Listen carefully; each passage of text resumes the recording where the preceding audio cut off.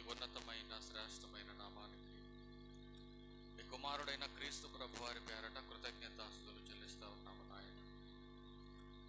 ఎన్నో విలువైన నీ సంగతులు తండ్రి ఈ గ్రంథము నుంచి మీ పిల్లలకు నేర్పించడానికి సిద్ధపడుతుండగా నా సొంత ఆలోచనతో కాకుండా లేఖనానుసారంగా మాట్లాడడానికి మీ కృపతో జ్ఞానముతో నింపి నడిపించండి. నీ పిల్లలు కేవలము వినేవారుగా ఉండి తమను తాము మోసపుచ్చుకొనకుండా విత్తబడుతున్న మాటలో ఉన్న సత్యాన్ని గ్రహించగలిగిన మనస్సును ప్రతి ఒక్కరికి దయచేయండి. ఈ ఆరాధన ముగిసేంత వరకును కూడా తండ్రి అల్లరను ఆటంకమును లేకుండా మీరే మా అందరికీ తోడుగా ఉండి ఆదరించి నడిపించమని త్వరలో మా కొరకు రానయ్యున్న మా ప్రభువును మీ ప్రియ కుమారుడైన క్రీస్తు యేసు వారి పరిశుద్ధమైన నామములో ఈ ప్రార్థన మనవులన్నీ కూడా అడిగి వేడుకొనుచున్నాము తండ్రి. ఆమేన్. క్రీస్తునందు చేరవలసినటువంటి దేవుని పిల్లలందరికీ ప్రభువును రక్షకుడైన క్రీస్తు వారి పేరట తెలియజేస్తా ఉన్నాం. అలాగే ఇంత మంచి సమయాన్ని మనందరికీ దయచేసినటువంటి తండ్రి అయినటువంటి దేవునికి ప్రభు అయిన క్రీస్తు వారి పేరట కృతజ్ఞతాస్తుతులు చెల్లిస్తూ ఉన్నాను. దేవుని వాక్యాన్ని నేర్చుకోవడానికి సిద్ధపాటు కలిగిన మనం అందరం కూడా దేవుని గ్రంథాన్ని పరిశోధన చేస్తూ ఆసక్తి కలిగి దేవుని వాక్యాన్ని వినటానికి తమ మనసును సిద్ధపరచుకోవాలని క్రీస్తు పేరట మీకు మనవి చేస్తూ ఉన్నాను. యేసుక్రీస్తు ప్రభు వారు ఈ లోకానికి వచ్చి పరిచయం చేస్తున్నటువంటి దినాలలో మనుషుల్లో ఉన్నటువంటి స్వభావాన్ని కూర్చున్నటువంటి కొన్ని విషయాలు ఆనాటి సమాజానికి అర్థం చేసేటటువంటి భావనతోనే ఒక ఉపమానాన్ని యేసుక్రీస్తు ప్రభు వారు ఆనాడున్నటువంటి సమాజానికి ఈనాడున్నటువంటి సంఘానికి తెలియచేస్తూ మాట్లాడినటువంటి ఒక అద్భుతమైనటువంటి మాట లూకా సువార్త 6వ అధ్యాయము. ఒకసారి మాట చదువుకొని దేవుని వాక్యాన్ని మనం నేర్చుకుందాం. లూకా సువార్త 8వ అధ్యాయము 13వ వచనాన్ని చదువుకుందాం. ముందుగా లూకా సువార్త, రాతి నేల నుండి వారెవరనగా వినినప్పుడు వాక్యమును సంతోషముగా అంగీకరించువారు గాని వారికి వేరు లేనందున కొంచెము కాలము నమ్మి శోధన కాలమున తొలగిపోవుదురు. ఈ మాట చదవటానికి చాలా ఈజీగా ఉన్నా మనకు తెలిసినటువంటి పదమని మనం అనుకుంటే చాలా పొరపాటు. యేసుక్రీస్తు ప్రభువారు 4 చోట్ల పడినటువంటి గింజ యొక్క స్వభావాన్ని గురించి మాట్లాడారు. ఇక్కడ ఉన్నటువంటి స్వభావం ఈనాడు క్రైస్తవులుగా పిలువబడుతున్న వారిలో ఉంటే వారు ఎప్పటికీ ఫలించే అవకాశం ఉండదు అనే విషయాన్ని యేసుక్రీస్తు ప్రభువారు ప్రస్తావన చేయడం జరిగింది. రాతి నేలన పడినటువంటి గింజ స్వభావాన్ని ఎవరు పోలి ఉంటారు అనేది మనం ఆలోచించగలిగితే వాళ్ళు వినేటప్పుడు మాత్రం వాక్యాన్ని చక్కగా వింటున్నారు. మరి విన్న తర్వాత ఏం జరుగుతుంది వాళ్ళ జీవితంలో అంటే వాళ్ళకున్నటువంటి ఆసక్తి వాక్యానుసారమైనది కాదు అని బైబిల్ హెచ్చరిస్తా ఉంది. వాక్యాన్ని వినేటప్పుడు సంతోషంగా అంగీకరిస్తున్నారు, వింటున్నారు, కానీ విన్నదాని ప్రకారం ఎందుకు నడుచుకోవట్లేదు వాళ్ళంటే వాళ్ళలో ఆత్మానుసారమైనటువంటి ఆసక్తి లేదు వాళ్ళకి. అందుకే కేవలము వినటానికి మాత్రమే పరిమితమైనటువంటి క్రైస్తవ విశ్వాస యాత్ర ముగింపు నిత్య జీవము కాదు, నిత్య నరకం అని బైబిల్ చెప్తా ఉంది.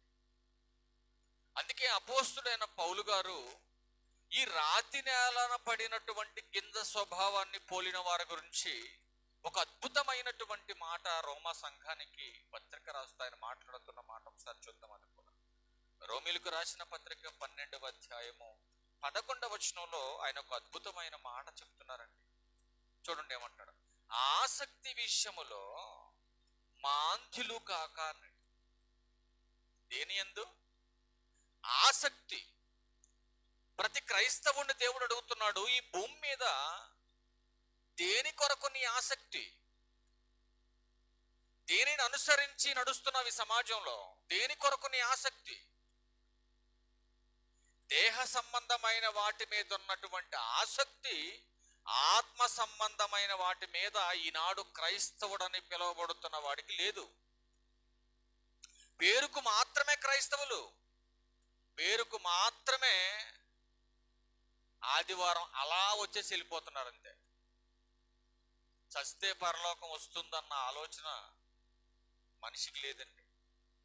ఏదో బాప్తీసం పొందేశాం, మందిరానికి వచ్చేయాలి పోవాలన్న భావంతో వస్తూ పోతున్నారే కానీ అసలు ఈ క్రైస్తవ జీవిత యాత్రలో ప్రతి మనిషికి ఒక ముగింపు వస్తుంది. ఆ ముగింపు తర్వాత మన పరిస్థితి ఏంటన్న ఆలోచన ఈరోజు చాలా మందికి లేదు. నిజంగా మరణం ఒకటి ఉంది, ఆ మరణం తర్వాత దేవుడు చెప్పినట్టుగా బ్రతకకపోతే నా బ్రతుకు చాలా ఘోరంగా ఉంటుందన్న భయం ఉంటే క్రైస్తవుడికి ఈరోజు మందిరాన్ని ఎక్కొట్టి ఎటు పోరు. ఈరోజు క్రైస్తవుడికి భయం లేదు, భక్తి ఉంది. భయం లేనటువంటి భక్తి ఈ లోకానికి బానిసం చేస్తుంది, చివరికి నేను నరకానికి తీసుకెళ్తుంది. అందుకే దేవుడు అడుగుతున్నాడు కదా, ఇదిగో నాయన ప్రతినిత్యం నా మందిరానికి వచ్చి మీరు కోరుకునేది ఏంటి?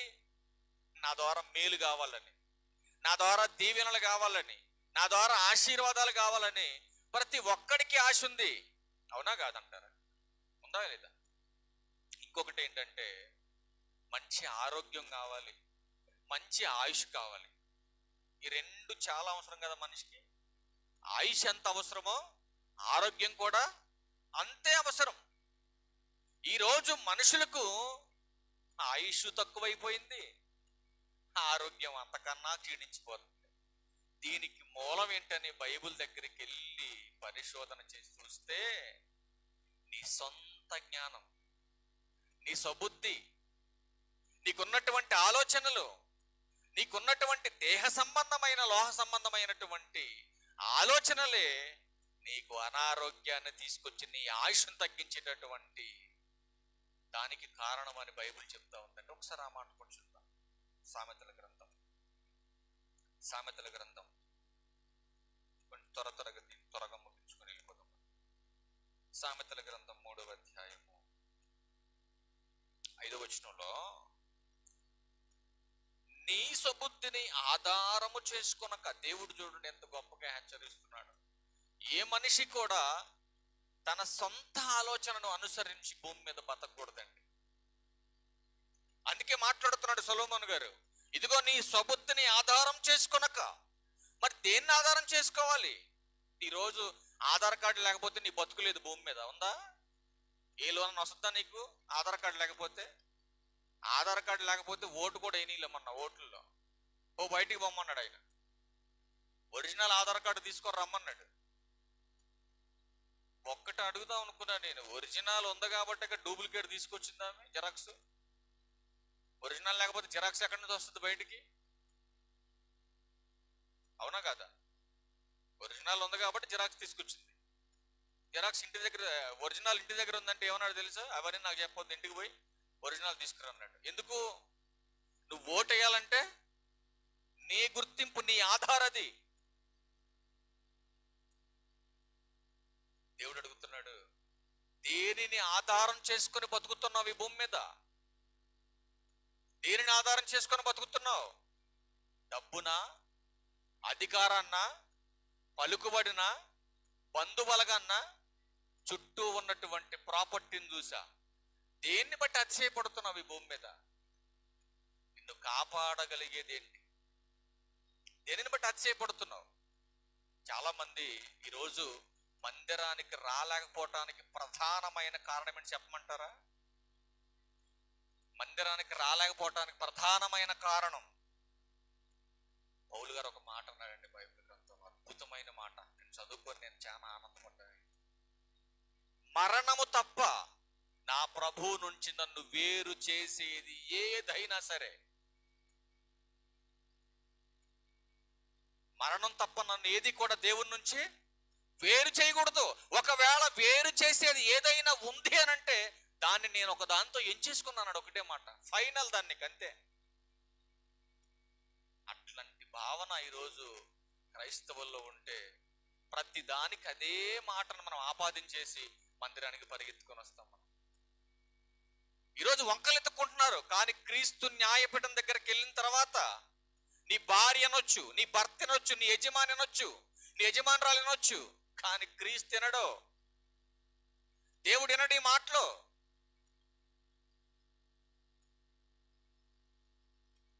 ఇది మందిరానికి వచ్చేసి కూర్చొని వెళ్ళిపోతున్నాం అంటే పరలోకం వచ్చేస్తుంది అనుకుంటున్నారు చాలా మంది. రాదండి.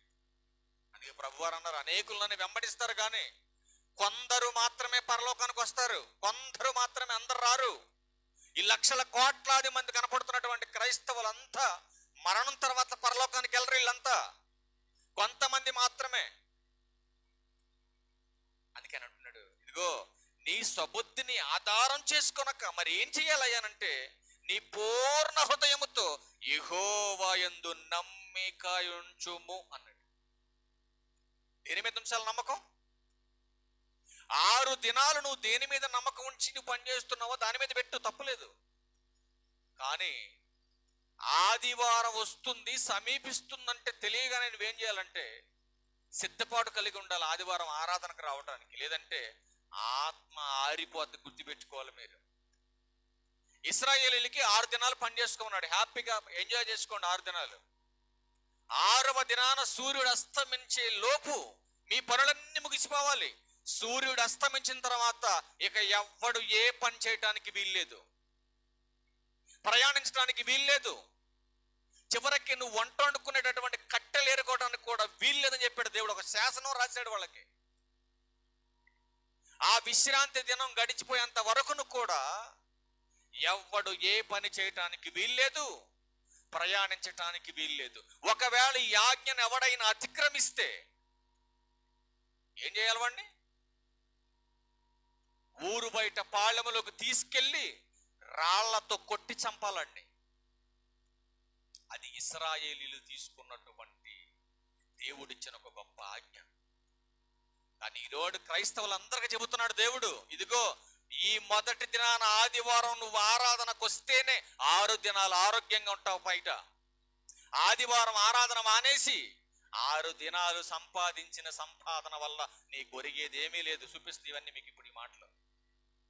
చాలా మంది మందిరానికి వచ్చి అప్పుడప్పుడు ఆషాఢానికి వచ్చిన అల్లుళ్ళలాగా మందిరానికి వచ్చి కూర్చొని ఏదో అవసరాలు తీర్చుకోవడానికి ఆపద మొక్కులు వాళ్ళ ఇక్కడికి వచ్చేసి, దేవా ఆశీర్వదించాయి మమ్మల్ని, దీవించాయి మమ్మల్ని, కాపాడాయి మమ్మల్ని.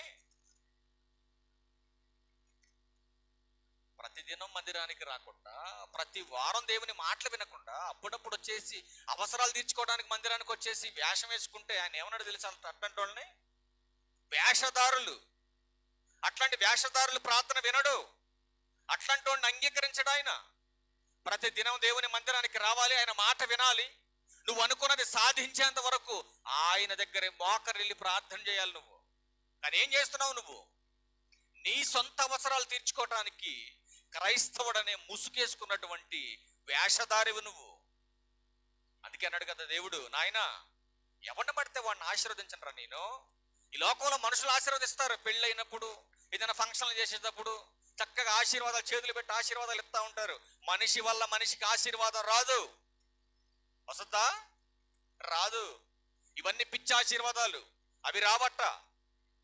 కానీ నిజంగా దేవుడే ఆశీర్వదిస్తే ఆ ఆశీర్వాదానికి ఎట్లాంటి అర్హత కలిగి మనం ఉండాలి? దేవుని ఆశీర్వాదం మనం అనుగ్రహింపబడాలంటే మనం ఎట్లాంటి అర్హత కలిగి ఉండాలి? అందుకే ఒక చిన్న టైటిల్ తీసుకొని ఒక చిన్న పాఠంగా మనం నేర్చుకుందాం. ఆశీర్వాదానికి అర్హులెవరు? మరలా చెప్తా రాసుకో. ఆశీర్వాదానికి అర్హులెవరు? ఇప్పుడు చెప్పండి. ఆశీర్వాదానికి అర్హులెవరు? దేవుడు ఆశీర్వాదం అందరికినా కొందరికి ఇస్తాడా? అమ్మా, దేవుడు ఆశీర్వాదం అందరికి ఇస్తాడా, కొందరికే ఇస్తాడా? చెప్పాలి. ఇప్పుడు 100 మంది ఉద్యోగానికి వెళ్ళారు. కంపెనీ వాడు 100 మందికి ఉద్యోగాలు ఇస్తాడా? ఆ ఉద్యోగానికి సెలెక్ట్ అయిన వాళ్ళ వరకు మాత్రమే ఇస్తాడా? ఆ ఉద్యోగానికి ఎవడైతే అర్హత కలిగాడో వాడు పెట్టినటువంటి ఆ టెస్ట్లకు ఎవడైతే పాస్ అయ్యాడో వాడికే ఇస్తాడు. అంతేగాని వచ్చినటువంటి కాంపౌండ్లోకి వచ్చినటువంటి 100 మందికి ఉద్యోగాలు ఇస్తాడా? ఇవ్వడు. అలానే 100 మంది మందిరానికి వస్తే 100 మందిని ఆశీర్వదించడు ఆయన. ఎవరైతే ఆశీర్వాదానికి అర్హులుగా పనిచేస్తున్నారో అట్లాంటి వారిని మాత్రమే ఆయన ఆశీర్వదిస్తాడు. మందిరానికి వచ్చి కూర్చున్నంత మాత్రం నీకు ఒరిగేదేం లేదు. అర్హత కావాలి నీకు. ఒక సేవకుడి గురించి ఒక మాట చెబుతున్నాడు బైబిల్లో. ఫస్ట్ సేవకుడి గురించి చూసి ముందుకెళ్దాం. ఒకసారి ఆ మాట కూర్చుంది తిమోతి గారికి రాసిన పత్రికలో. ఒకసారి ఆ మాట కూర్చుంది.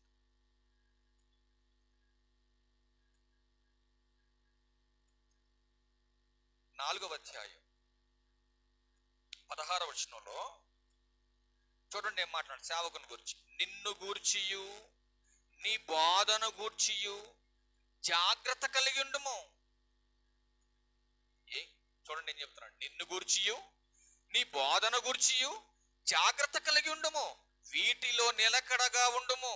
నీవిలాగు చేసి నిన్నును నీ బోధ విని వారిని రక్షించుకుంటావు. అంటే ఒక సేవకుడు కావలసిందేంటి? ఒక సేవకుడు కావలసిందేంటమ్మా? ఏం కావాలి? ఇక్కడ ఏం చెబుతున్నాడు పౌలు గారు తిమోతితో? ఫస్ట్ నిన్ను గూర్చి నువ్వు సిద్ధపాటు కలిగి ఉండాలి. నిన్ను గూర్చి నువ్వు సిద్ధపాటు కలిగి ఉండాలి. నెక్స్ట్ ఏమన్నాడు? నీ బోధన గురించి జాగ్రత్త కలిగి ఉండమంటున్నాడు. మరొక మాట చూద్దాం. మరొక మాట తిమోతి గారికి రాసిన 2వ పత్రిక 2వ అధ్యాయం 15వ వచనం చూద్దాం. చూడండి ఏం మాట్లాడుతున్నాడు. దేవుని ఎదుట ఎలా ఉండాలి? యోగ్యుడు అంటే అర్థం ఏంటి? యోగ్యుడు అంటే అర్థం ఏంటమ్మా? మన సబ్జెక్ట్ ఏంటి? ఆశీర్వాదానికి అర్హులు ఎవరు? ఇప్పుడు చెప్పండి. యోగ్యుడు అంటే ఎవరు? అర్హత కలిగిన వాడు. అర్హత కలిగిన వాడిని ఏమంటారు? యోగ్యుడు అంటారు. అంటే దేవుని ఎదుట అర్హత కలిగినటువంటి వాడిగా ఉండాలి. రెండవది సిగ్గుపడనక్కర్లేని పనివానిగా ఉండాలి. మొదట దేవుని ఎదుట అర్హత ఉండాలి నీకు చెప్పడానికి. రెండవది సిగ్గుపడకుండా ఉండాలి. మూడవది సత్యవాక్యమును సరిగా ఉపదేశించువానిగాను నిన్ను నీవే దేవుని కనపరుచుకోవటానికి జాగ్రత్త పడాలి. అంటే దేవుని ఆశీర్వాదం మనం పొందుకోవాలంటే మనం దేవుని ఎదుట ఎలా ఉండాలని చెబుతున్నాడు దేవుడు? యోగ్యునిగా ఉండాలి. అంటే లోపం లేనివాడుగా, కపటం చూపని వాడుగా, కల్మషము లేనటువంటి వాడిగా ఉండాలి. అట్లాంటి వాడికి దేవుడు ఆశీర్వాదాన్ని ఇవ్వబోతుంది. అసలు దేవుడు ఎట్లాంటి పరిస్థితుల్లో ఉన్నా ఆయన పట్ల మనం అర్హత కలిగి ఉంటే నిజంగా ఆశీర్వదిస్తాడు అన్నదానికి ఒక ఉదాహరణకు ఒక చిన్న మాటను మనం బైబిల్ గ్రంథంలో చూడగలిగితే, కీర్తనల గ్రంథం 68వ అధ్యాయం 6వ వచనంలో ఒక అద్భుతమైన మాటను చూద్దాం. కీర్తనల గ్రంథం 68వ అధ్యాయం 6వ వచనం. దేవుడు ఏకాంగులను సంసారులుగా చేయవాడు. అండలం చేసుకోండి మాట. ఆయన బంధింపబడు వారిని విడిపించి వారిని వర్ధిల్ల చేయువాడు. చాలమ్మా. ఎట్లాంటి వాళ్ళను కూడా ఆయన ఆశీర్వదించగలడు? బంధించబడిన వాళ్ళను కూడా ఆయన ఆశీర్వదించగలడు. ఈ బంధించబడిన వాళ్ళని విడిపించడం, విడిపించిన వారిని ఆశీర్వదించడం అనే మాట మనం చదువుకోగానే బైబిల్ గ్రంథంలో ఒక పర్సన్ మనకు గుర్తొస్తాడు. ఎవరైనా? ఎవరండి ఆయన? యోసేపు. యోసేపు గారి యొక్క పరిస్థితి ఏంటంటే, ఆయన స్థితి ఏంటండి అసలు? ఒకసారి ఆ మాట కూర్చుంటాం బైబిల్ గ్రంథం ఆదికాండం 39వ అధ్యాయం ప్రారంభ 2 వచనాలు చూడండి. 39వ అధ్యాయం ప్రారంభ 2 వచనాలు. యోసేపును ఐగుప్తునకు తీసుకొని వచ్చినప్పుడు ఫరో యొక్క ఉద్యోగస్తుడును రాజ సంరక్షక సేనాధిపతి అయిన పోతీఫరునొక్క ఐగుప్తీయుడు అక్కడికి అతని తీసుకొని వచ్చిన ఇస్మాయేలీయుల యొద్ద అతనిని కొనెను. ఇక్కడ యోసేపు గారిని అమ్ముకున్నారండి అన్నలు. అమ్ముకుంటే అతను యోసేపు గారిని కొనేసి అక్కడ ఒక ప్రాంతానికి తీసుకొచ్చాడు. తీసుకొచ్చినటువంటి యోసేపు గారికి ఎవరు తోడున్నారో చెబుతున్నాడు. అన్నల తోడు లేకుండా విడిచిపెట్టిన యోసేపు గారిని కొన్నవాడు తోడు లేకపోయినా, కొనుక్కున్నవాడు తోడు లేకపోయినా, ఎన్ని బాధలు వచ్చినా యోసేపుకు మాత్రం ఒకే ఒక్క పర్సన్ తోడుగా ఉన్నాడు నిత్యం. 2వ వచనం, యెహోవా యోసేపునకు తోడయుండెను గనుక అతడు వర్ధిల్లుచు తన యజమానుడకు ఆ ఐగుప్తీయుని ఇంట ఉండాడు. ఎక్కడ వర్ధిల్లుతున్నాడు ఈయన? తన ఇంట్లో కాదు వర్ధిల్లేది ఈయన. దేవుని యందు భయభక్తులు కలిగి దేవుని యొక్క ఆశీర్వాదానికి అర్హత కలిగిన వాడు ఏ ప్రాంతంలో ఉన్నా, ఎట్లాంటి పరిస్థితుల్లో ఉన్నా దేవుడు మాత్రం వాళ్ళని విడిచిపెట్టడండి. మీరు గుర్తుపెట్టుకోవాలి మాట. కానీ ఈ యోసేపు గారు ఎక్కడున్నాడయ్యానంటే చెరసాలలో బంధించబడినటువంటి పరిస్థితి మనకు కనపడుతుందంట. చూద్దాం ఒకసారి ఆ మాట కూడా. 21వ వచనం దగ్గరికి వెళ్ళండి డైరెక్ట్ గా. అదే అధ్యాయం 21వ వచనం. అయితే యెహోవా యోసేపునకు తోడయుండి అతని యందు కనికరపడి అతని మీద ఆ చెరసాల యొక్క అధిపతికి కటాక్షము కలుగునట్లు చేశాడు. ఎవరైతే ఆ చెరసాలకు అధిపతిగా ఉన్నాడో ఆ అధిపతికే యోసేపు మీద ఏం కలిగింది? కటాక్షము అనగా జాలి కలిగింది. అంటే ఒక బందీగా బంధించబడినటువంటి ఒక ఖైదీ మీద జైలర్కి ఏమండి జాలి కలిగిందంటే, ఆ జైల్లో బంధించబడినటువంటి బందీకి కూడా ఎట్లాంటి మనసుందో మనం ఆలోచించాలి. ఏమండి ఒకప్పుడు ఒక ఖైదీని తీసుకెళ్లి జైల్లో పెట్టిన తర్వాత ఎవరికైనా జాలి ఉంటుందా? ఉంటుందని జాలి ఉంటుందా? వీడు ఏం చేశాడో అని చెప్పేసి వాడిని ఒక నేరస్తుడుగా, ఒక దోషిగా, ఒక దుర్మార్గుడిగా చూస్తుంది సమాజం. కానీ ఆయన ప్రవర్తన తీరు ఎలా ఉందో చూడండి యోసేపు గారు. ఆయన ప్రవర్తన తీరు ఎలా ఉంటే ఆ జైలర్ మనసు ఆయన మీద అంత జాలిగా కనపడుతుంది. మీరు చూడండి. నెక్స్ట్ 22లో అంటున్నాడు కదా, 22లో 23 దగ్గరికి వెళ్తాను. యెహోవా అతనికి తోడయుండెను కనుక ఆ చెరసాల అధిపతి అతని చేతికి అప్పగింపబడిన దేని గూర్చి విచారణ చేయక, అంటే యోసేపు గారి మీద ఆయన కటాక్షం చూపి ఆ చెరసాలలో జరుగుతున్నటువంటి ప్రతి పని మీద జైల్లో కూడా అధికారం చేశాడండి దేవుడు. మీరు ఆలోచించి, ఒక దొంగగా, ఒక నిందబడినటువంటి వ్యక్తిగా తీసుకెళ్లి ఏ నేరం చేయనటువంటి వ్యక్తిని నేరస్తుడిగా జైల్లో పెట్టినా ఆ జైల్లో కూడా అధికారిగానే దేవుడిని నిల్చోబెట్టాడు. కానీ అర్హత కలిగిన వాడుగానే ఉన్నాడు తప్ప ఎక్కడా కూడా దేవుని యొక్క ఆశీర్వాదాన్ని పొందుకునే విషయంలో భంగపరిచే పరిస్థితి యోసేపు గారి దగ్గర కనపడదండి. ఏదైతే అప్పచెప్పాడో ఆ అప్పచెప్పినటువంటి పని ఆ జైలర్ కంటే కూడా సక్రమంగా చేస్తున్నటువంటి యోసేపు గారిని చూసినటువంటి ఆ జైలరు మరలా క్వశ్చన్ చేయలేదండి. ఏంటయ్యా నేను చెప్పిన పని నువ్వు చేస్తున్నాడు అనలేదండి. అట్లాంటి పరిస్థితి రానివ్వలేదు యోసేపు గారు. అంత రెస్పాన్సిబిలిటీ కలిగినటువంటి పర్సన్ గా పనిచేస్తుంటే దేవుడు ఏం చేశాడంటే చూడండి, అతడు చేయునది యావత్తు యెహోవా సఫలమగునట్లు చేశాడు. అంటే ఎంత బాధ్యత కలిగిన వాడుగా జైల్లో ఉన్న దేవుని పట్ల భయభక్తులు కలిగి ఉన్నాడో మీరు ఆలోచన చేయాలి యోసేపు గారి విషయంలో. అందుకే అంటున్నాడు, ఇదిగో బంధింపబడిన వారిని సైతం విడిపించి వర్ధిల్ల చేయగలిగినటువంటి కెపాసిటీ నా దగ్గర ఉందని అంటున్నాడు దేవుడు. మరి ఎందుకండి మేము బంధించబడలేదు కదా, మేము ఫ్రీగానే ఉన్నాం కదా, మరి మేము ఎందుకు ఆశీర్వదింపబడట్లేదు? మనకు రావాల్సిన ఆలోచన అదే కదండి.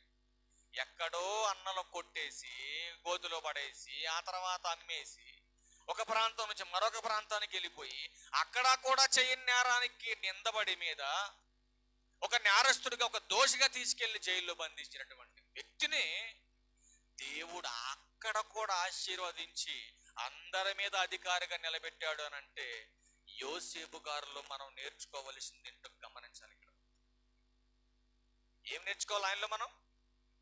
తనకున్న అర్హతను కోల్పోలేదండి యోసేపు గారు.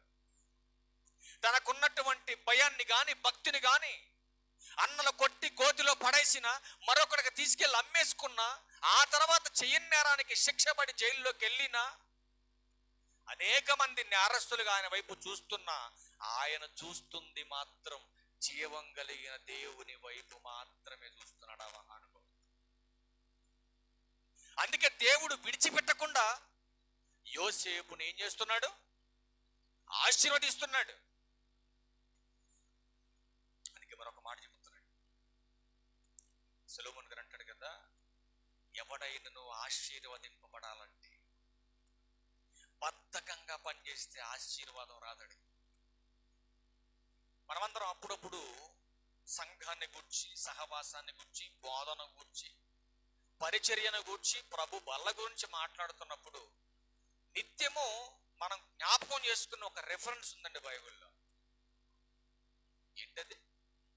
అపోస్తుల కార్యములు 2వ అధ్యాయం 42. అది కాదమ్మా, 42 చదువు తల్లి. అపోస్తుల కార్యములు 2వ అధ్యాయం చూడండి, ఏం మాట్లాడుతున్నారు ఇక్కడ పేతురు గారు? మీరు అపోస్తుల బోధ యందును, సహవాసమందును, రొట్టె విరుచుట యందును, ప్రార్థన చేయుట యందును ఎడతెగక యుండిరి. ఎడతెగక యుండిరి అంటే అర్థం ఏంటి? జాగ్రత్తగా మనం వినాలి. ఆశీర్వాదం మనకు రావాలంటే అప్పుడప్పుడు వచ్చి వెళ్ళిపోతే రాదు. వస్తుందా? పంట బాగా దిగుబడి రావాలనుకోండి, నాటు మొక్క పెట్టిన తర్వాత కోసేటప్పుడు వెళ్ళామనుకోండి, గుర్తు చేసుకోవాలి జాగ్రత్తగా. మీరు నాటు మొక్క పెట్టేసి పంట కోసే టయానికి వెళ్ళావు పొలం దగ్గరికి, దిగుబడి ఎక్కువ వస్తుందా తక్కువ వస్తుందా? అమ్మా, బాప్తీసన పొందినప్పుడు కనపడింది మొహం ఎక్కడ? అప్పుడప్పుడు ఆషాఢంగా అత్తంటికి వచ్చిన అల్లుల్లాగా వచ్చిపోతున్నాయిట, వస్తం పోవటం వస్తం పోవటం. మన బతుకులో మనకెందుకు వస్తాయి ఆశీర్వాదాలు? మరి వస్తాయా? రావు. ఆ మొఖాలంతే. ఇక ఎంతకాలం ఉన్నా ఎలగవయ్యి. ఎప్పుడు చూసినా ఏదో పోయిందన్న ఆలోచన, ఎప్పుడు చూసినా ఏదో సంపాదించాలన్న ఆలోచన. ఒక మహానుభావుడు అండి, ఈ భూమి మీద నాకు ఇది లేదు అని ఎవ్వడో నాకు చెప్పనంతగా నేను సంపాదించాలనుకొని పుట్టిన దగ్గర నుంచి సచ్చేదాకా తన 72 ఏళ్ల జీవితం మొత్తం కూడా ఈ భూమి మీద సహజంగా మనిషికి ఏదేది అవసరమో, ఏదేది మనిషి ఏర్పాటు చేసుకున్నాడు ఈ భూమి మీద, అవన్నీ నాకు ఉండాలి అనుకున్నాడు. రాత్రి పగలని తేడా లేకుండా 1 నిమిషానికి ₹1,00,00,000 సంపాదించేటటువంటి ఒక బిజినెస్ మ్యాన్ గా మారిపోయాడు. అంటే ఒక గంటకి ఎంత సంపాదిస్తున్నాడు ఆయన? 1 గంటకి.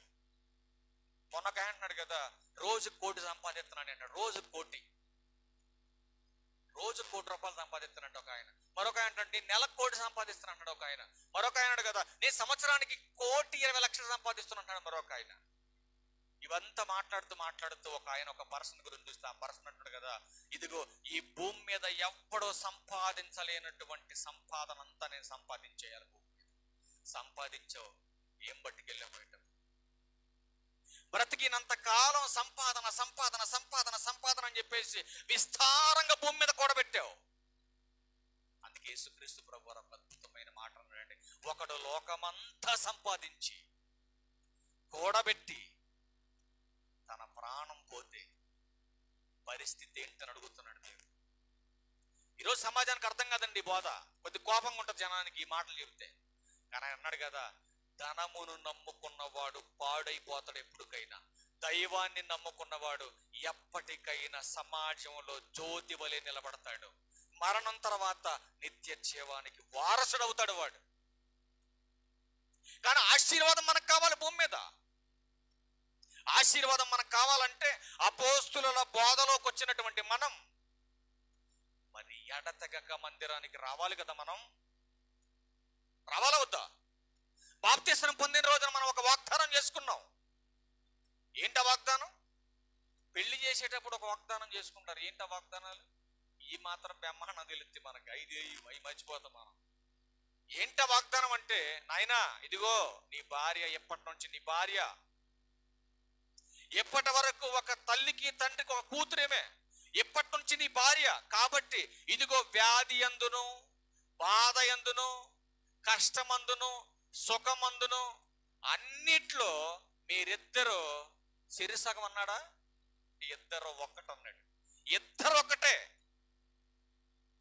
నీ కష్టం వస్తే నీ భార్య కంట్లో కన్నీళ్ళు రావాలి, నీ కంట్లో కాదు. నీ భార్య కష్టాలు వస్తే రావలసింది కన్నీళ్ళు నీ భార్య కంట్లో కాదు, నీ కంట్లో రావాలి. అది ఒక్కటంటే. ఆలోచన భార్యదైతే నడక భర్తది అవ్వాలి. ఆలోచన భర్తదైతే భార్యది చూపు అవ్వాలి. అలా ఉంది వాళ్ళ సమాజంలో. దేవుడు చెప్పినట్టుగా లేదు. అందుకే దేవుడు అంటున్నాడు, ఆశీర్వాదానికి అర్హులు మీరు కావాలంటే అపోస్తులుల బోధలో మీరుండాలి, సహవాసంలో మీరుండాలి, రొట్టె విరుచుట్లో ఉండాలి. ఎప్పుడెప్పుడు ఉండాలయ్యా అనంటే బైబిల్ అంటుంది అప్పుడప్పుడు కాదురయ్యా. మరి ఎప్పుడెప్పుడు ఉండాలి? ప్రతి ఆదివారం ఉండాలి. ప్రతి ఆదివారం మందిరంలో ఉండాలి. అప్పుడే నువ్వు ఆశీర్వదింపబడతావు. ఎవరెవరు ఉంటే ఆశీర్వాదం వస్తుంది కుటుంబానికి? అసలు 28వ కీర్తన మీరు చచ్చిపోయిందో చదువుకోండి. ఈ మాట 4 వచనాలు చాలు, 4 వచనాలే. నీ కుటుంబం ఎందుకు దీవించబట్టలేదో, నీ కుటుంబం ఎందుకు ఆశీర్వాదం రావట్లేదో, నువ్వు చేస్తున్న కష్టార్జితం ఎందుకు వ్యర్థమైపోతుందో, ఈ 4 వచనాలు చచ్చిపోయిందో చదువుకున్నా కానీ నీకు బుద్ధి రాదు. రోజుకి ఒక్కసారైనా ఫోన్ ఓపెన్ చేసి చదువుతాను నేను. ఎక్కడన్నా లోపాలు కనపడుతున్నాయి ఫ్యామిలీలో. యెహోవా యందు భయభక్తులు కలిగి, అబ్బా ఎంత అద్భుతంగా ఉంటుందండి ఆ లైన్ చదువుతుంటే. యెహోవా యందు భయభక్తులు కలిగి ఆయన త్రోవల యందు నడుచువారందరూ ధన్యులు అన్నాడు. అలా మాట్లాడుతూ కిందకు వచ్చేసరికి చెబుతున్నాడు కదా, నిశ్చయముగా నీవు నీ చేతుల కష్టార్జితమును అనుభవిస్తావు. ఎంత బాగుందండి మాట. ఒక రోజుకు 1000 రూపాయలు సంపాదిస్తున్నావు. అవసరానికి ఆళ్ళ దగ్గరికి వీళ్ళ దగ్గరికి వెళ్ళి చేయి చాపుతున్నావు. సిగ్గుండక్కర్లా నీకు? ఆలోచించు. ఎందుకున్నట్లా నీ కష్టార్జితం నీ దగ్గర? దేవుడు చెప్పింది నువ్వు వినట్లేదు. నిశ్చయముగా నీవు నీ చేతుల కష్టార్జితం అనుభవించాలంటే ఆ మొదటి దినమున నీవు పరిశుద్ధంగా మందిరానికి వచ్చి కూర్చోవాలి. ఇందులో వస్తున్నావా మందిరానికి? నీ ఉద్యోగం ఊడుద్ది అన్నాడు మొన్న ఒక ఆయన. నా ఉద్యోగం ఊడుద్దంట. సరే, నా ఉద్యోగం ఊడుద్దని చెప్పేసి మన లగేజ్ కూడా పట్టుకెళ్ళాను. నేను వచ్చేద్దాంలే, బండి, ఒక బ్యాగ్, 4 జతల బట్టలు, ఇక పెద్ద భారం అంటావు, ఒక బ్యాగులో వేసుకుని బండి వేసుకు వచ్చేద్దామని చెప్పేసి లగేజ్ ఏం పట్టుకెళ్ళకుండా ఇంటికాడ బారేసిపోయింది. ఏ విషయమైనా ఆధారపడి బ్రతకవలసింది దేవుని మీద. మనుషులను అసలు నమ్మను నేను. మనుషులను అసలు నమ్మనండి నేను. మీరేమని అనుకోండి, నా సొంత ఫ్యామిలీని కూడా నమ్మను నేను. దేవుణ్ణి నమ్మినంతగా నా ఫ్యామిలీని కూడా నమ్మను నేను. గుర్తుపెట్టుకోండి. మీరు ఒకటే మాట్లాడుకున్న పోయేటప్పుడు, ఎక్కడి నుంచి పంపించింది నువ్వు, ఈ జాబు చేయటానికి ఆరోగ్యం ఇచ్చేది నువ్వు, ఈ జాబ్ ఉంచినా నాకు సంతోషమే, పోయినా నాకు సంతోషం. ఎందుకంటే ఏ పనైనా చేయగలిగేటటువంటి శక్తి నా దేవుడు నాకు ఇవ్వగలడని నమ్మకం నాకు. మా నాన్న అన్నాడు కదా, ఉద్యోగం ఊడితే ఊరిలో చెత్త బండిని తిప్పుకుందిగా రమ్మన్నాడు మా నాన్న. వీళ్ళందరూ చుట్టూ ఉన్న వాళ్ళందరూ నవ్వారు. అయ్యగారింటి చెత్త బండి తిప్పటం ఏంటన్నాడు. చీపురు తీసుకొని అవసరం అయితే ఫ్యామిలీని పోషించడానికి చీపురు తీసుకొని రోడ్డు మీద ఉడుతానని చెప్పాను. తప్పేముందండి? కష్టపడి పని చేసుకుని తప్పండి? చీపురు తీసుకొని ఉడితే తప్ప? ఒకరోజు అలాగే తీసుకొని నేను మా ఆఫీస్లో ఉడుతుంటే మా సార్ వచ్చి అన్నాడు, వెంకటేష్ పక్కన పెట్టు చీపురు, నువ్వు ఓడకూడదు అన్నాడు. తప్పేముందండి? మా ఇంట్లో కూడా నేను ఉడుతా, మా మిస్సెస్ బాలేకపోతే. ఇక్కడ మన దగ్గర చాలా మంది ఉన్నారు, వాళ్ళతో చేయించు, నువ్వు చేయించే. తప్పేముంది? జీవనం కోసం చేసిన తప్పేముంది? అందుకే బైబిల్లో ఒక అద్భుతమైన మాట ఉంది. కుటుంబ పోషణ విషయంలో నువ్వు చేస్తున్నటువంటి పనిలో ఆసక్తి లోపమైన కుటుంబాన్ని పోషించు. అలాగే మందిరానికి వచ్చే విషయంలో నీకు ఆసక్తి లోపమైన నీ యొక్క ఆశీర్వాదం దేవుడు ఖచ్చితంగా నీకు రావలసిన ఆశీర్వాదం దేవుడు ఇవ్వడు.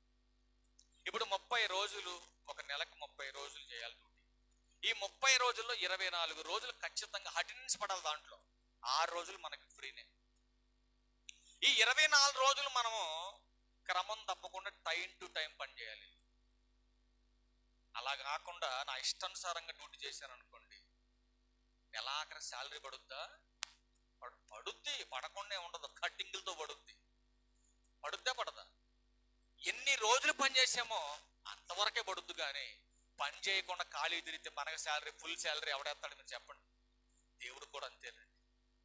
నువ్వు క్రమంగా మందిరానికి రావాలని ఒక నియమాన్ని పెట్టాడు ఆయన. అప్పుడప్పుడు మనం కూడా అంటాం, క్రమము లేని సేవను దేవుడు క్షమించడు. సహించడం కాదు, క్షమించడు. అవునా కాదు? క్రమము లేని సేవను ఆయన క్షమించడు. కానీ మనం మాత్రం ఎప్పుడు పడితే అప్పుడు వస్తున్నాం, ఎప్పుడు పడితే అప్పుడు పోతాం. నీకు పోయే కాలం వచ్చినప్పుడు అప్పుడు చెబుతుడు, అప్పుడు దొరికింది నీ జుట్టు ఆయన చేతిలో. అప్పుడు దాకా నీకు రోజు రోజుకి కొత్త కొత్త నూతన జీవాన్ని ఇస్తున్నాడు ఆయన. మనం అనుకుంటాం కదా, అమ్మయ్య ఈ రోజు గడిచిపోయిందిలే అనుకుంటాం మనం. ఈ రోజు నీ బతుకులో ఒక రోజు ఎగిరిపోయిందని నీకు తెలియట్లా. రోజులు ఫాస్ట్ గడిచిపోతాను అనుకుంటున్నారు మీరు. కానీ రోజు రోజుకి నువ్వు చావు దగ్గర అవుతున్నావు అన్న విషయం మర్చిపోతున్నావు. నెక్స్ట్ వారం మీటింగ్, మన బైబిల్ క్లాస్ పెట్టే మీటింగ్ లో మొత్తం ఈ చావు కాలేక వీడియోలు కూడా చూపిస్తాం మీకు చావు గురించి. మొన్న రోగాల గురించి చూపించాం కదా పోయిన నెలలో. ఈ నెలలో చావుల గురించి చూపిస్తాం, భయంకరమైన చావు. ఎందుకంటే మనిషికి నచ్చని పద విధానం ఉంది ఈ భూమి మీద అంటే అదేనండి. కానీ నీకు నచ్చినా నచ్చకపోయినా, నీకు ఇష్టం ఉన్నా లేకపోయినా, నువ్వు పిలిచినా పిలవకపోయినా ఏం చేస్తుంది మరణం? ఖచ్చితంగా నిన్ను టచ్ చేసి పోద్ది మరణం. కరోనా టచ్ చేయకుండా వెళ్ళిపోయింది, అమ్మ బతికిపోయింది అనుకుంటున్నావు నువ్వు. కానీ అది అనుకుంటుంది మరణం, రెడీగుండు ఏదో ఒక రోజు నేను టచ్ చేసిపోతాను నిన్నట్టుంది మరణం. కానీ పాపం బయట ఉన్నట్టుంది కదా, త్వరగా నన్ను ఆహ్వానించి లోపలికే, ఇదిగో వాకిట నేను ఇక్కడ రెడీగా ఉన్న బయట, నన్ను ఆహ్వానించి లోపలికే ప్రభు కంటే నన్ను ముందు తొందరగా నన్ను ఆహ్వానిస్తే తొందరగా నేను చంపేస్తాడంత పాపం కాచుకోనుందండి బయట నుంచి చంపాలని. ప్రభు మాత్రం నువ్వు చావకూడదని నిత్య జీవం నీకు ఇవ్వటానికి ప్రతిరోజు నీ దగ్గరకు వచ్చి నీ హృదయాన్ని కొడుతున్నాడు. అపవాదేమో నీ శరీరాన్ని కొడుతున్నాడు. యేసుక్రీస్తు వారు మాత్రం నీ హృదయాన్ని తడుతున్నాడు. ఎవడైతే నా స్వరము విని తన ద్వారము తెరుస్తాడో వాడి లోపలికి నేను వస్తాను. ఏమంటే యేసుక్రీస్తు వారే మన లోపలికి వచ్చాడు అనుకోండి, మనకు మరణం ఉందా మరణం? మనకి ఈ సహజమైన ఈ చిన్న మరణం అందరికి వచ్చిందండి. అది పిచ్చి మరణం, అది లెక్కలేదు కదా. కానీ ఒక భయంకరమైన మరణం ఉందండి, ఒక భయంకరమైన ప్రమాదం ఉందండి. దాని నుంచి తప్పించడానికి యేసుక్రీస్తు వారి లోకానికి వచ్చి అందరికి ఒక అద్భుతమైనటువంటి అవకాశం కల్పించాడు. ఇదిగో ఆశీర్వాదింపబడాలి, మీరందరూ ఆశీర్వదింపబడాలి. మీరు నా తండ్రి చేత ఆశీర్వదింపబడిన వారులారా రండి అన్నాడు ఆయన. మరి దేవుని చేత మనం ఆశీర్వాదం పొందుకోవాలంటే మన పనితనం ఎలా ఉండాలి? ఒకసారి కొన్ని మాటలు చూసుకోవచ్చు. సామెతల గ్రంథం 10వ అధ్యాయం, నేను త్వరగా చూసే ప్రయత్నం చేద్దాం. సామెతల గ్రంథం 10వ అధ్యాయం 4వ వచనంలో చూద్దాం. చూడండి ఏం మాట్లాడుతున్నాడు. బద్ధకముగా పని చేయువాడు. చూసారు ఎంత మాట మాట్లాడుతున్నాడు సొలొమోను గారు. బద్ధకంగా పనిచేసేవాడు వాడు దరిద్రుడు అవుతాడు అంతే. ఇంకా ఇది 2 విధాలుగా మనకు వర్తిస్తుంది మాట. ఒకటి నువ్వు చేసే జీవన సంబంధమైన పని, రెండవది ఆత్మ సంబంధమైన పని గురించి మాట్లాడు. అసలు బద్ధకంగా పని చేయటం అంటే దేవునికి ఇష్టం ఉండటా లేనట్ట? ఇష్టం ఉండదు ఆయనకి. బద్ధకంగా పనిచేస్తే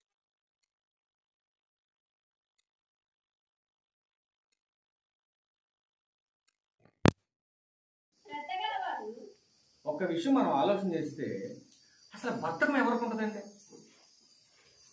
బద్ధకస్తుడికి మరొక పేరేంటి తెలుసా?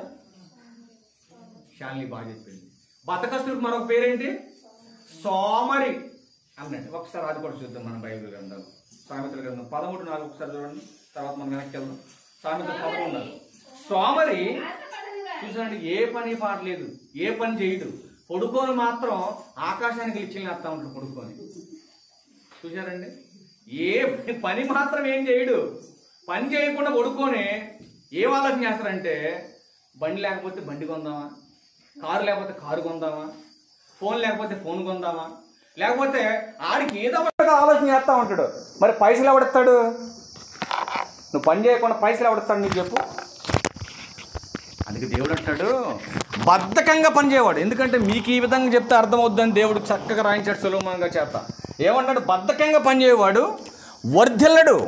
అందుకే అంటున్నాడు ఈ బద్ధకంగా పనిచేసేవాడు పని చేయకపోగా ఆడికంట ఆశ ఎక్కువ అంట. మళ్ళా ఏమన్నా సింక్ అవుతుందా ఈ పదాలు? అసలు బద్ధకంగా పని చేయకుండా పడుకున్నాడు ఆశ ఏంటి? పని చేసేవాడికి కదా ఆశ ఉండేది. కష్టపడి పని చేస్తున్నా అది కొనుక్కోవాలి, కష్టపడి పని చేస్తున్నా ఇది కొనుక్కోవాలి. ఎందుకు? కష్టపడి పని చేసి 4 రూపాయలు డబ్బులు ఉన్నాయి కాబట్టి అది కొనాలా ఇది కొనాలని ఆశ ఉంది అడికి. మరి ఏ పని చేయకుండా డబ్బులు లేనాడు ఆశ ఏంటి? నెరవేరుద్ది ఆశ? మీరు ఆలోచన చేయండి. కష్టపడి పని చేయకుండా ఖాళీగా పడుకొని అది కొనాలా ఇది కొనాలని ఆశలతో ఉన్నాడంటే మనిషి, ఆశలు నెరవేరుతాయా నెరవేరవా మీరు చెప్పాలా? అసలు ఎవరిని సోమరు అన్నాడు దేవుడు? సోమరంటే ఎవరు? స్త్రీలా పురుషులా? చెప్పాలా? సోమరంటే ఎవరు? స్త్రీలా పురుషులా? ఎవరు ఎవరు? ఒకసారి చూద్దాం బైబిల్ గ్రంథంలో 6వ అధ్యాయం. సోమరంటే ఎవరో చెప్తున్నాడు, కొంచెం జాగ్రత్తగా చూడండి ఈ మాట. సోమరంటే ఎవరు గురించి చెప్తున్నాడు? 6వ అధ్యాయం 6వ వచనం కూడా 6. ఒక్కరు చదవండి, గొర్రెలాగా అరవద్దు, ఒక్కరు చదివి మొత్తం అందరూ నేను జాగ్రత్తగా. సోమరి అదిగా తల్లి, కిందకు డైరెక్ట్గా ఎక్కడికి వస్తావు? 9 దాకా వచ్చాయి, 9కి వచ్చాయి. సోమరి, అసలు సోమరి ఎవడు చెప్తున్నాడు ఇప్పుడు దేవుడు క్లియర్గా జడ్జిమెంట్ ఇచ్చాడు అనమాట. సోమర్ అంటే ఎవరు క్లియర్గా చెప్పేస్తున్నాడు ఆయన. సోమర్ అంటే ఎంతసేపు పడుకున్నాడు సోమరి? దేవుడు ఇక్కడ టైం లిమిట్ చెప్పలా, ఇక్కడ టైం లిమిట్ చెప్పలేదండి. సోమరి ఎందాక పడుకుందువు, ఆడికి ఒక టైం లిమిట్ ఉండదు. అర్ధరాత్రి 12 దాకా అడ్డాడు, 12 కుక్కలాగా అడ్డు తిరుగుతాడు. లేదంటే సెల్ ఫోన్ ముఖంలో పెట్టుకొని పనికి మాలలా చూస్తా ఉండదు నైట్ 1 గంట దాకా. చూసి ఏ భయం భక్తి లేనటువంటి ఈ అల్ప విశ్వాసాలు చేసే పని ఏంటంటే పొద్దున్న నడినెత్తుకొచ్చిన దాకా బొబ్బు ఉంటారు. వాళ్ళే అన్నాడు దేవుడు. పైనకి నేనేం చెప్పట్లేదు, మిమ్మల్ని తిట్టట్లా, నేను బైబుల్లో ఉందని చెబుతున్నా. సోమరి ఆశ పడతాడు, తప్పులేదు, కానీ ఆశ నెరవేరదని చెబుతా. ఎవరైతే సోమరి అంటే చెబుతున్నా క్లియర్గా, సోమరి ఎందాక నీవు పడుకుందువు, ఎప్పుడు నిద్ర లేచెదవు. వాళ్ళు ఎగడంటండి, ఇక వాళ్ళు ఎగడిక ఆడెందుకు లెగుతాడు? ఆడిష్టమిక పొయ్యి లేపితే మళ్ళీ కస్సుమని అరుతారు కొంతమంది, అవునా కాక? అరుతారా లేదు? పడుకున్న వాళ్ళ దగ్గరికి వెళ్ళి, ఏమ్మా 10 అయింది తల్లి, బ్రష్ చేసుకొని తిని పడుకో, తల్లి చెప్తా ఉంటుంది, బ్రష్ చేసి తిని పడుకో. మళ్ళా అట చెప్పే అత్తలు లేరా? అట చెప్పే తల్లులు లేరా? అట చెప్పేటటువంటి తోబుట్టులు లేరా? ఉన్నారా లేరా? ఉన్నారు. కానీ దేవుడు అంటున్నాడు కదా, వాళ్ళు సోమరులు. ఎవరు సోమరులు అంటే ఏ పని చేయకుండా, ఎక్కువసేపు సమయం లిమిట్ లేకుండా ఎక్కువగా నిద్రపోయే వాళ్ళని, ఏ పని చేయకుండా పడుకున్న వాళ్ళని. దయచేసి మళ్ళీ నన్ను అనుకున్నారు నేను ఎక్కువసేపు పడుకుంటా పగలు, ఎందుకంటే రాత్రంతా పని చేస్తా. నేను రాత్రంతా పని చేసి పగలు కనీసం 5-6 గంటలు పడుకుంటా. 5-6 గంటలు కూడా ఫోన్ సైలెంట్ పెట్టి పడుకుంటా, ఎవరిని డిస్టర్బ్ చేయకు.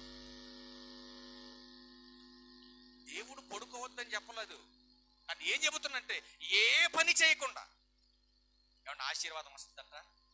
ఇప్పుడు నమ్మి బాప్తీసాన్ని పొందాను నేను, పరిశుద్ధాత్మ వరాన్ని కలిగాను నేను.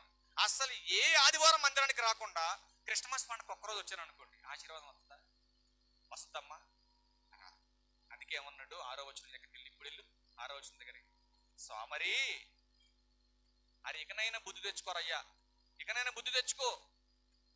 మీ ఇంట్లో ఉన్న గేదెలను చూస్తే నీకు బుద్ధి రాదు, నీ చుట్టూ ఉన్న మనుషులను చూస్తే అంతకన్నా బుద్ధి రాదు నీకు. అందుకనే నీకు బుద్ధి జ్ఞానం కలిగించేటటువంటి అల్పమైన చిన్న జీవులు ఉన్నాయి కొన్ని భూమి మీద. ఆ చీమల దగ్గరికి వెళ్ళి చూడరా సోమరి అంటాడు. ఏంటండి అసలు 6 అడుగుల ఆకారం ఉన్న ఈ మనిషిని, అసలు ఇది ఎంత ఉంటుందండి? ఒక పాయింట్ ఉంటుంది, ఒక పాయింట్ 1 mm ఉంటుంది అంతే. అది దాని కెపాసిటీ 1 mm కూడా ఉంటుంది అనుకుంటా. అంత చిన్న చీమ దగ్గరికి వెళ్ళి 6 అడుగుల మనిషి నుంచోని దాని వెంక చూసి పాఠం నేర్చుకోమంటానంటే కొద్దిగా బుద్ధి ఉండక్కల మనిషికి. మీరు ఆలోచన చేయండి. సోమరి, చీమల యొద్దకు వెళ్ళు, వాటి నడతలు కనిపెట్టు. ఏంటండి? చీమను చూసి జ్ఞానం తెచ్చుకోమంటాడండి సోమరిని. అంటే చీమల దగ్గర కూడా పాఠం నేర్చుకోమని దేవుడు చెబుతుందంటే అసలు నువ్వు ఎలా తయారయ్యావో, ఎలా మారిపోయావో ఒకసారి నువ్వు ఆలోచన చేసుకో. ఎందుకు చీమల దగ్గరికి వెళ్ళమన్నాడు చెబుతున్నాడు? వాటికి న్యాయాధిపతి లేడు. మరి నీకు ఇంట్లో అమ్మ ఉంది, నాన్న. ఆదివారం గుళ్ళోకి వస్తే అయ్యగారు ఉండు, బళ్ళోకి వెళ్తే పంతులు గారు ఉండు. మరి ఎవరు మెరుగు? వాటికి ఎవరూ లేనంట మరి చీమలకి. కానీ అవి మాత్రం దేవునికి లోబడి దేవుడు చెప్పిన మాట ప్రకారం కాలానుకూలంగా పనిచేస్తున్నాయి చీమలు. అవి ఏం చేస్తున్నాయి ఒకసారి చూడగలిగితే, వాటికి న్యాయాధిపతి లేకున్నను, పై విచారణకర్త లేకున్నను, అధిపతి లేకున్నను, అవి వేసవ కాలం మందు ఆహారం దొరుకుద్దు కనుక ఆహారం దొరికే కాలంలో నీకులాగా పొడుకోట్ల చీమ. మా నాన్న కష్టపడి సంపాదించుకొస్తుంటే నాకేంటి అని జల్సా చేసేటటువంటి సోమర కొడుకులు లేరా భూమి మీద? ఉన్నారా లేరా? మా నాన్న సంపాదిస్తున్నా నాకేంటి? ఉన్నారా లేరా? కూతుళ్ళు మరి కష్టపడి మా నాన్న సంపాదించుకొస్తుంటే 10 దాకా కాబట్టి 1 గంట దాకా పడుకుంటా, నాకేంటి? చేసి పెట్టే పని మనిషి మా అమ్మ ఉంది, మా అత్త ఉంది, నాకేంటి బాధ? అంతే కదండి. అందుకే మాట్లాడుతున్నాడు దేవుడు. ఏమంటాడు అక్కడ? అవి వేసవ కాలం ఆహారం సిద్ధపరిచే సమయం. ఆహారం సిద్ధపరిచే సమయంలో నీలాగా పడుకోవట్లేదు చీమలు. వాటికి చెప్పేవాళ్ళు లేడు, పై విచారణకర్త లేడు. పని చేయకపోతే ఎరా ఎందుకు పని చేయలేదని అడిగోడు లేడు వీటికి. కానీ దేవునికి భయపడుతున్నాయి, దేవుడు చెప్పిన మాట ప్రకారం బ్రతుకుతున్నాయి. వాటి జీవనం కోసం అవే సిద్ధపడటానికి ముందుగానే రెడీ అవుతున్నాయి. ఎందుకు? నెక్స్ట్ వేసవకాలం తర్వాత రాబోయేది ఏంటమ్మా? వేసవకాలం తర్వాత రాబోయేది ఏంటి? వర్షాకాలం పని జాగుద్దా చీమలకే? పాపం పని జాగుద్దమ్మా వర్షాకాలం. అందుకే ఆ 4 నెలలకు అవసరమైనటువంటి ఆహారం అంతా ఈ వేసవ కాలంలోనే పట్టుకెళ్ళిపోయి పాపం ఆ పిచ్చి మొహం నిజంగా చూస్తే చాలా బాధేసిందండి. పట్టుకెళ్ళి గుట్ల దాచేస్తే ఈ గుట్ల దాచిన సంపద అంతా కొల్లగొట్టడానికి పంది బుక్కులు, ఎలకలు అబ్బా ఎంత చక్కగా కొల్లగొట్టుకుని మొత్తం దుబ్బతిట్టేయమంతా. అయినా కానీ వాటి వేట మాత్రం ఆపండి. మొత్తం చూడండి, అసలు ఆ చీమ గింతే ఉంటుంది. చీమ అంటే 3 రెట్లు బలాన్ని మోసుకెళ్ళొద్దంట. చీమ బరువు ఎంత ఉంటుంది? గింత ఉంటుంది. ఆ చీమ 3 రెట్లు బరువు మోసుకెళ్ళొద్దంట. ఇప్పుడు మనం 50 కేజీలు ఉన్నాం అనుకోండి, 150 కేజీలు బరువు మోయాలి నేను.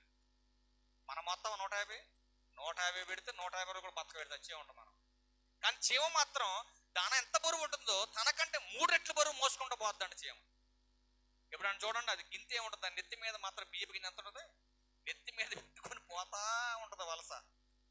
తీసుకెళ్ళి చూడండి, మనం గట్ట మన కుటుంబం అంతా ఒకసారి దాచినాం అనుకోండి, కొన్ని రోజులు గొడవలు వస్తాయి మనకి. వస్తాయా రావా? మీరు ఆలోచన చేయండి. డబ్బులన్నీ ఒకసారి పెట్టి చూడండి, మన కుటుంబం అంతా కలిపి ఒకసారి పెట్టండి, నెల రోజులు తిరగక ముందు గొడవలు వస్తాయి. నేనెంత పెట్టా, మా అమ్మ ఎంత పెట్టింది, మా నాన్న ఎంత పెట్టిండు, మా తమ్ముడు ఎంత పెట్టిండు, మా చెల్లి ఎంత పెట్టింది. అసలు నా పెట్టిన డబ్బులు నాకు తెలియకుండా ఎవడెవడు ఎంత ఆడుకుంటాడని వీళ్ళు అనేది మనకి. కానీ చీమలకు ఆ బాధ లేదండి. తెచ్చిందంతా తీసుకొచ్చి గుట్టబోసి చక్కగా పేర్చుకుంటాయండి మొత్తం అక్కడ. అంటే చీమల దగ్గర మనకేం కనపట్టలేదు? సోమరితనం కనపట్టలేదు. అంటే ఇప్పుడు ఆశీర్వాదం ఇవ్వాలనుకుంటే దేవుడు ఏమండి చీమలకి ఇవ్వాలా మీకు ఇవ్వాలి చెప్పాలి. ఇప్పుడు ఎవరికి ఇవ్వాలి ఆశీర్వాదం? చీమకి ఆశీర్వాదం అవసరమా? దేవుడు ఆశీర్వాదం ఇవ్వాలనుకుంది ఎవరికి? మనకండి. ఆయన పోలికగా పుట్టిన మనకి ఆశీర్వాదం ఇవ్వాలనుకున్నాడు. చీమలకు అవసరం లేదు. కానీ చీమల దగ్గరికి వెళ్ళి నేను నేర్చుకోమంటాడు. మరొక మాటలో క్లోజ్ చేద్దాం ఒకసారి. ప్రసంగి గ్రంథం 9వ అధ్యాయం 10వ వచనం అంటున్నాడు కదా, చూడండి. 9వ అధ్యాయం 10వ వచనంలో, చేయుటకు నీ చేతికొచ్చిన ఏ పనైనా నీ శక్తి లోపం లేకుండా చేయి. లేదు నీ కేవలం కెమికల్ ఇండస్ట్రీలో ఈ మిషన్ల వర్క్ మాత్రమే చేస్తానని చెప్పేసి ఉద్యోగం పైన మొండికేసుకుని అట్టా కూర్చున్నాను అనుకోండి, ఏమైనా ఉపయోగం ఉందా? మరి కొంతమంది చూడండి, గ్యాస్ బండ్ అయిపోయింది అనుకోండి, వంట చేయమ్మా అని చెప్పంటే గ్యాస్ బండ్ ఉంటేనే వండుతాంటది. కట్టెల పొయ్యి మీద వండను నేను అంతే. ఇంకా మరి మీ ఆయన వచ్చే టైం ఎందుకమ్మా, పనికి వెళ్ళి వస్తున్నాడు పిచ్చి మహానుభావుడు, మరి టైం అయిపోతుంది గబగబా ఏదో ఒకటి ఉండమంటే వండుతారా? వద్దా ఆయన తెలియదండి, గ్యాస్ అయిపోయింది సంగతి, కూర్చోమని అనుకున్నా అంట. చేసే పనులు కూడా అంతే. మందిరానికి వస్తాం మనం, ఏ పని చేయాలి? ఏ పనైనా చేయాలి. మందిరానికి వచ్చే మనం కేవలము నేను పాటలు మాత్రమే పాడతానండి, కుర్చీలు తోడవనంటే కుదరదు. నేను వాక్యం మాత్రమే చెబుతానండి, కానీ మిగతాది ఏ పని చేయనంటే కుదరదు. ఒప్పుకోడు. నువ్వు వాక్యము చెప్పాలి, చీపురు తీసుకొని అవసరమైతే కింద తొడవాలి. ఏ పనైనా కుటుంబం పోషించే విషయంలో ఏ పనైనా చేయాలి నువ్వు. కానీ సంఘం విషయానికి వచ్చేసరికి సంఘంలో కూడా అంతే, ఏ పనైనా చేయగలిగేవాడుగా నువ్వు ఉండాలి. అందుకే అంటున్నాడు, నీ శక్తి లోపం లేకుండా ఏ పనైనా చెయ్యి, అప్పుడు నీకు ఆశీర్వాదం వస్తుంది. ఏ పని చేయకుండా సోమర్లాగా నువ్వు 12-1 గంట దాకా పడుకుంటే నువ్వు ఆశపడితే నీ ఆశ నెరవేరుతుంది. అందుకే ఒక అద్భుతమైన మాట చెబుతున్నాడు బైబిల్లో. కీర్తనల గ్రంథం 20వ అధ్యాయం 7వ వచనం చూడండి ఒకసారి. కీర్తనల గ్రంథం 20వ అధ్యాయం 7వ వచనం. త్వరగా. కొందరు అందరి గురించి మాట్లాడట్లేదు దేవుడు, కొందరు గురించి చెబుతున్నాడు. కొందరు రథములను బట్టియు కొందరు గుర్రములను బట్టియు అతిశయపడుదురు. అంటే అర్థం ఏంటి? రథాలు గుర్రాలు ఏంటి? ఆనాటి కాలాల్లో రథాలు గుర్రాలు ఉండే. ఈనాడు మంచి మంచి లక్షల రూపాయల, కోట్ల రూపాయల కారు. ఇప్పుడు నా కారు తీసుకెళ్ళి పక్కన పెట్టాను అనుకోండి, ఇప్పుడు ₹1,00,00,000 కారు వాడు ఏమంటాడు? పక్క పెట్ట అంటే ఆఫ్టర్ 10 లక్షల రూపాయల కారు ఆడికి ఎలా కనపడుతుంది? 10 రూపాయల కనపడుతుంది. పక్క పెట్ట. ఇప్పుడు ఇదే కారు ముందు ఎవడో సైకిల్ తీసుకొచ్చి పెట్టింది అనుకోండి, నేనేమన్నాను అప్పుడు? సైకిల్ ఏంటారు పక్క పెట్ట. ఇందాక ఒక 3 పుల్లు తాగి నా కారు ముందుకు తీసుకొచ్చి పెట్టి ఎక్కి అన్నాడు. ఒక్క సెకండ్ కూడా ఆలోచించకుండా తొక్కిచ్చేస్తాను నేను, అంత కోపం నాకు. కానీ నిదానంగా బండి కారు ఆపి డోర్ దించి ఇక్కడ రమ్మన్న దగ్గరికి వచ్చి ఇప్పుడు పో అన్నాడు. చూడండి ఎంత భయంకరమైన పరిస్థితుల్లో ఉన్నారు మనుషులు. అంటే ఆడి కారులో ఆడి బండి మీద 3 ఎద్దు లాంటి మనుషులు ఉన్నారు, యవనస్తులు. అంటే మనం ఏమన్నంటే రివర్స్ అయ్యి గొడవ పెట్టుకుందామని అంత భయంకరమైనటువంటి మందు దాగి ఉన్నారు వాళ్ళు. ఆడు మందు దాగి ఉన్నా 100 మంది ఉన్నా మళ్ళీ కొట్టగలిగోడు లేడు భూమి మీద. ఎందుకంటే మన వెనకున్నోడు, మన ముందుండి మనల్ని నడిపించేవాడు ఆయన సామాన్యమైన వ్యక్తి కాదు. నేను కొడితే కేసు అవుతుంది, ఆయన కొడితే అడ్రస్ లేకుండా పోతావు. అదన్నమాట. ఎప్పుడైతే కోపాన్ని కొద్ది దిగమింగుకొని డోర్ దింపానో ఆడిని పిలవంగానే ముందుకు వచ్చాడు. అక్కడే ఉండి రాణి అన్నాడే తొక్కి చేసి ఉండి అయిపోయేది, దరిద్రం వదిలిపోయేది. తోసిపడచండి పక్కకి, ఒక పక్కకి. అహంకారం ఎప్పుడైనా మనిషికి ప్రమాదం. అతిశయానికి మరో పేరేంటో తెలుసా? అతిశయానికి మరొక పేరు గర్వం. ఆ గర్వం మనలోకి వచ్చినప్పుడు మనం ఏం చేయాలంటే ఒక్కసారి క్రీస్తు వైపు చూడాలి, క్రీస్తుని జ్ఞాపకం తెచ్చుకోవాలి. ఎంత కోపం మనకు వచ్చినా క్రీస్తుని జ్ఞాపకం చేసుకుంటే అసలు అల చూసారా సముద్రం మీద అలా ఎట్లా లేస్తుంది పైకి, తాడి చెట్టు ఎత్తు లేస్తుంది అలా. అంచుకొచ్చేసరికి అంతెత్తు లేచినటువంటి అలా సైలెంట్ అయిపోయి మళ్ళీ వెనక్కి వెళ్ళిపోద్దండి. మనం కూడా అంతే, ఎంత కోపం వచ్చినా ఎంత అతిశయపడినా వెంటనే క్రీస్తు మనసు కలిగి మనం తగ్గించుకోవాలి. ఇక్కడ మాట్లాడుతున్న సందర్భం చూస్తే కొంతమంది అంట మాకు రథాలున్నాయి, మాకు గుర్రాలున్నాయి అని ఆ రోజు మాట్లాడితే ఈ రోజు మాకేమున్నాయి? మాకు బంగారం ఉంది, మంచి ఇల్లు ఉంది, మంచి ఆస్తి ఉంది, మాకు పలుకుబడి ఉంది, మాకు రాజకీయ నాయకుల సపోర్ట్ ఉంది. చదువుకుంటే కిందకు వస్తే అంటాడు కదా, మనమైతే వాళ్ళందరూ దాన్ని బట్టి అతిశయపడుతున్నారు. మన గురించి చెప్తున్నాడు. మనమైతే మన దేవుడైన యెహోవా నామమును బట్టి అతిశయపడాలి. మనం ఎవడన్నా మీ ముందుకు వచ్చి నాకు బంధు బలగం ఉంది, నాకు పొలిటికల్ లీడర్ సపోర్ట్ ఉందంటే మీరు చెప్పాలి కదా, వారి పిచ్చోడా నాకు దేవుని సపోర్ట్ ఉంది. ఏం చెప్పాలి? నాకు దేవుని సపోర్ట్ ఉంది. నీ రాజకీయ నాయకులు నన్ను ఏం చేయలేరు, నీ పొలిటికల్ లీడర్లు నన్ను ఏం చేయలేరు. కానీ నాకున్న సపోర్టు నా దేవుడు. మరి ఎవరైనా నీ ముందుకు వచ్చేసి నాకు 10 కాసులు బంగారం ఉందన్నారు అనుకోండి, మీరేం చెప్పాలా? నీ 10 కాసులు బంగారం నీతో పాటు రాదు. వస్తుందా? రాదు. కానీ మనం ఏం చెప్పాలంటే కొన్ని వేల కోట్ల రూపాయలు తరగనటువంటి సంపద నా కోసం నా తండ్రిని ఏం కష్టపడకుండా ఆయన కూడబెట్టి ఉంచాడు పైన. దాన్ని పొందుకోవడానికి నేను వెళ్తున్నా. ఈ 10 కాసులతో నువ్వు ఇక్కడే చావు, కానీ నాకు తరగని ఆస్తి అక్కడ పెట్టాడు దేవుడు.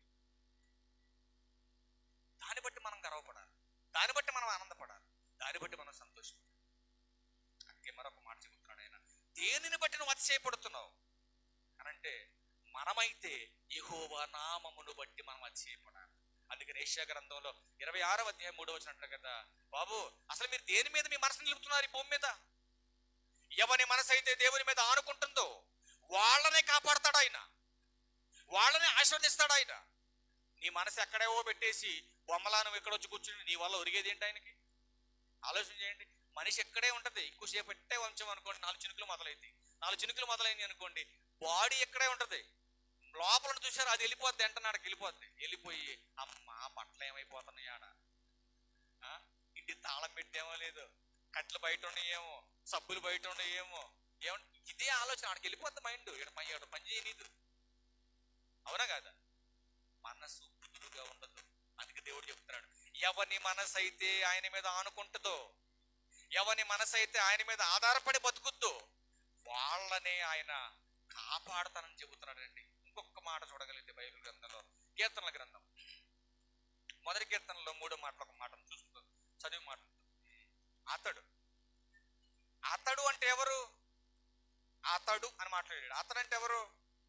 ఒకసారి కొరింథీయులకు రాసిన మొదటి పత్రిక 15వ అధ్యాయం 58వ వచనంలో ఎవరు అతడో అతడు గురించి ఇక్కడ మాట్లాడుతున్నాడు ఈయన. చూద్దాం ఒకసారి అన్నమాట. కొరింథీయులకు రాసిన మొదటి పత్రిక 15వ అధ్యాయం 58వ వచనం తీయాలి త్వరగా.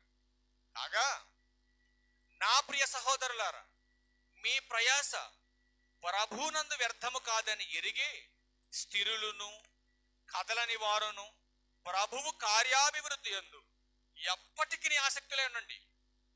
సరే మాట్లాడుతున్నాడు. ప్రభు కార్యాభివృద్ధి యందు ఎప్పటికీ ఎవరైతే ఆసక్తులు కలిగి ఉన్నారో ఆ ఆసక్తి కలిగిన వారి గురించి మాట్లాడుతున్నాడు అక్కడ.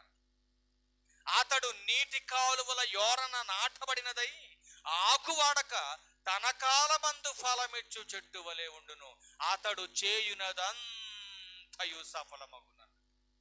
సమయం లేదు కానీ యోబు గారి గురించి కొన్ని సందర్భాలు పాయింట్ చేసింది. అతడు చేయనదంతయు సఫలమగున అన్నాడు.